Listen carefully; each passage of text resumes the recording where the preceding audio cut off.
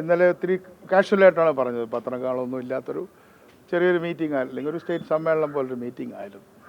അവിടെ പറഞ്ഞപ്പോൾ ഞാൻ പറയേണ്ടാതിരുന്ന ചില വാക്കുകൾ ഞാൻ ഇന്നലെ തന്നെ പറഞ്ഞല്ലോ. അത് ആർക്കെങ്കിലും ചിലപ്പോൾ ബുദ്ധിമുട്ടായിട്ടുണ്ടാവും. അതിലെനിക്ക് യാതൊരു ഈഗോയും ഇല്ല. അങ്ങനെ ഞാൻ ശ്രദ്ധിക്കണമായിരുന്നു. ഇന്നലെ തന്നെ ഞാൻ പറഞ്ഞു, അത് ശ്രദ്ധിക്കണമായിരുന്നു, തീർച്ചയായിട്ടും ഞാൻ ശ്രദ്ധിക്കണമായിരുന്നു.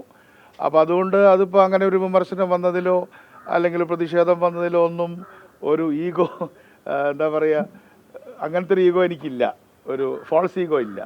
അപ്പോൾ അതുകൊണ്ട് ഒരു മന്ത്രി എന്ന രീതിയിൽ ഒരുപാട് പ്രിവിലേജുകൾ എല്ലാ മന്ത്രിമാർക്കുണ്ട്. അപ്പോൾ അതുകൊണ്ട് അവർക്ക് ക്രിറ്റിസിസത്തിൻ്റെ ഒരു സ്പേസും ഉണ്ട്. അത് ഉൾക്കൊള്ളേ പറ്റുള്ളൂ. അങ്ങനെ ആർക്കെങ്കിലും ഒരു ബുദ്ധിമുട്ടുണ്ടായിട്ടുണ്ടെങ്കിൽ ഇപ്പോൾ ഞാൻ ഔപചാരികമായിട്ട് പറയുന്നു, ഞാൻ ഖേദം പ്രകടിപ്പിക്കുകയാണ്. ആർക്കെങ്കിലും പ്രശ്നം ഉണ്ടായിട്ടുണ്ടെങ്കിൽ അങ്ങനെ ഉദ്ദേശിച്ചിട്ടില്ല. കാരണം പ്രിയദർശിനി ഞങ്ങളുടെ പ്രസ്ഥാനമാണ്, ഞങ്ങൾ തുടങ്ങിയ ഒരു കാര്യമാണ്.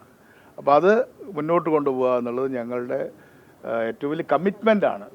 അതിൻ്റെ ഉപഭോക്താക്കൾക്ക് അത് കിട്ടേണ്ടത് അവരുടെ റൈറ്റാണ്. പക്ഷേ ഞാൻ പറഞ്ഞ കാര്യം വളരെ വ്യക്തമാക്കുകയാണ്, കേരളത്തിൽ ദാരിദ്ര്യമുണ്ട്.